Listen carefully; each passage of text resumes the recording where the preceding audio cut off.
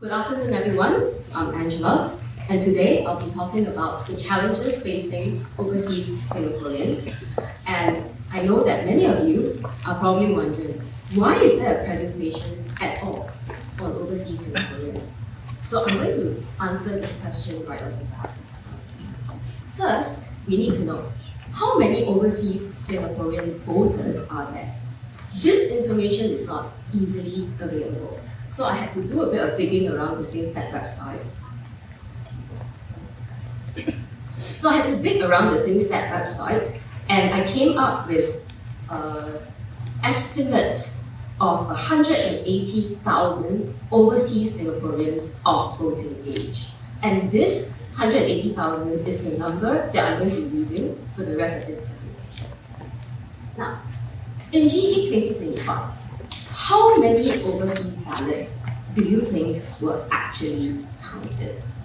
Bearing in mind that we have here 180,000 potential eligible voters, and also bearing in mind that voting is compulsory for Singaporeans. You would expect this figure to be quite large. But the truth is, only 9,329 overseas ballots were eventually counted. I think that whichever standard you use, this is a really dismal figure. And that's the reason why we're shining a spotlight today on overseas voters. So today we're going to be asking, what are the reasons for such a low participation rate from overseas Singaporean voters? And we're going to focus on two key areas. One, the registration process, of the process by which you register to be an overseas elector, and two, problems specifically regarding postal voting. So the first point, now, for local Singaporeans like us, we only need to make sure that our names are on the electoral register in order to be eligible to vote in the election. If you're an overseas Singaporean, however, you need to go an extra step. You need to register as an overseas elector. And then at that point, you need to choose whether you want to start to vote in person at an overseas polling station, or you want to choose to do postal voting. Now, again, with your 180,000 potential overseas voters, what do you think the figure is of Singaporeans who successfully registered as overseas electors? And I'm not going to leave you in suspense. Only 18,389 Singaporeans registered themselves. And that is the most basic, fundamental first step you need to do in order to vote. Out of this number, 8,000 plus chose to vote in person still at overseas polling stations, and 9,759 people chose to vote by post. Now, 18,389. Why did only 18,389 Singaporeans register? That's only about 10%, right, of potential overseas Singaporeans. I mean, could it be because they're not interested in voting? Did they not care about Singapore, or are they apathetic? And I think the answer, as we found out, is a resounding no. Overseas Singaporeans care deeply about voting. They want to vote. It is an emotional thing for them. But then they have to face a really huge hurdle, the residency requirement. Now, there's actually a very short list of criteria only to become an overseas elector. But there is one criteria that is particularly stringent, and that is this one. You must have resided in Singapore for at least 30 days in the past 3 years before the date of your application. Let's look at this a little deeper. Now, if you're a Singaporean living and working overseas, I think it's a good assumption that you will not be able to take leave for 30 days at one stretch, right? To make to come back to Singapore to fulfill this residency requirement, you're likely to need multiple trips back to Singapore in order to fulfill it. And along the way, you probably will want to bring your family with you and so on. Which means that the cost of airfare, accommodation, and so on will be really high. And that imposes a financial burden on overseas Singaporeans just so that they can meet an eligibility criteria for them to be able to vote in our election. Which is why, just this year alone, there have been two sort of open letters by overseas Singaporeans calling for the removal of this residency requirement. Alright, one is by Singapore Unbound, a New York-based literary organization, of which I think one of our panelists, Leon Pereira, is now a member. And in fact, a couple of months before the GE, the Straits Times published a letter on the forum page from somebody who asked for the same, and ELD actually gave a formal reply to this letter, giving the reason for the residency requirement. And what ELD said was, there is a long-standing requirement to ensure that overseas voting is extended only to Singaporeans who continue to maintain links to Singapore. I think that, although we're not going to go into it now, there's a lot to unpack and with the assumptions behind this particular statement. What does it mean to maintain links? Why is it that the ultimate criterion is being physically present in Singapore for a certain number of days? Now, moving on, we want to come to our second big concern, which is postal voting. Now, I have here a funnel graph, so let's go through the figures. The first figure is 9,146, and I say that these are the numbers, these are the numbers of overseas electors that are eligible to vote by post. Now, those of you who have a very good mind for numbers might remember that in the previous slide, the number seemed to be 9,700 and something. So why is it that the number has suddenly dropped here? And the answer is really simple. In GE2025, not all the constituencies were contested. So we can actually figure out from the numbers how many overseas electors live in Marine Parade, Braddell Heights, TRC. Sorry. Okay, so anyway, at this point, they've already been disenfranchised, not by the state.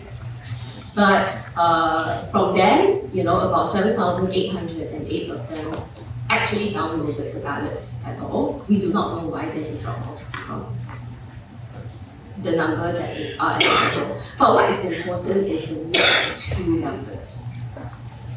6,097 postal ballots were received by the deadline. However, only 3,363 of those ballots were accepted for counting. That's a rejection rate of 45%. What happened? And the reason, and in order to maybe make sense of this high rejection rate, perhaps we should take a look at what overseas postal ballots actually look like. So what happens is that on the day after nomination day, overseas electors will log in and download a PDF that contains these two items that they have to print out themselves. One is the ballot paper, and the next is the return envelope. And for this return envelope, there's a series of instructions here. Follow along this dotted line. Use glue to paste, okay, to make this an envelope. Then for your ballot paper, again, after you vote, you need to fold it in certain ways along certain dotted lines. Put it inside the envelope, fold down the flap and seal. Now, the reason why I'm bringing up all this is because I'm hoping that as I'm speaking, in your mind, you are starting to recognize that there are multiple possible points of failure that could happen here. right? The glue could come unstuck, the envelope could come apart, your ballots could fall out, and even before that, people could print wrongly. Instead of printing single-sided, they print double-sided. Some people put 2 ballot slips inside one envelope. All of these will cause ELD to have to reject your ballots. And then you come to this part at the back of the envelope, this box here, where you have to sign. And your signature in this box has to match a reference signature that you had submitted earlier to ELD when you registered as an overseas elector. Now, again, this is a point where some people forget which signature they use, they sign wrongly. But also, the first pass is that the machine actually scans your signature and tries to compare it with your reference signature in its database. If it determines that, no, I don't think it's a match, then yes, your ballot will still go to be adjudicated by ELD staff, where ELD staff will use a manual look at your 2 signatures to determine whether or not they match. And while I have the utmost confidence in the integrity of ELD officials, I think we can see that at this point, it is human judgment. So, this is your postal ballot. Now, after you've done it, all right, you have to post it out, and there's an instruction that says here, the return envelope must be postmarked by the eve of polling day in Singapore. Now, I have been informed that Gen Zs do not know what a postmark is because that generation do not send letters. And that is really significant because Gen Zs may not actually understand the significance of a postmark. Now, a postmark, of course, the most important thing that it does is that it indicates the date that your envelope was mailed. In this actual example, you can see that there's a date there, July 7, 2025, it's clearly printed. That tells you that this letter was mailed out on that day. And that is the crucial piece of information that ELD is looking for. However, some postmarks are not so clear. In fact, they're completely illegible. And that can easily happen in postal systems around the world. And some systems don't even print postmarks anymore. In my correspondence with ELD, I was told that one of the largest reasons for rejection of overseas postal votes was illegible or missing postmarks. Okay? So that has significance for overseas voters because it means that in order for them to guarantee that their ballots will actually be counted, they have to post them really early during the electoral campaign, which in Singapore is really short, it's only 9 days, right? And that means that they will have to miss most of the campaigning period if they send it off in the early days in order to ensure that the physical ballot reaches Singapore before polling day. Because if they decide to send it later, then they have to rely on the fact that a postmark will be on their ballot envelope and ELD will be able to read it. So at this point, I really just want to bring in not just the numbers, but the human side of overseas Singaporean voters.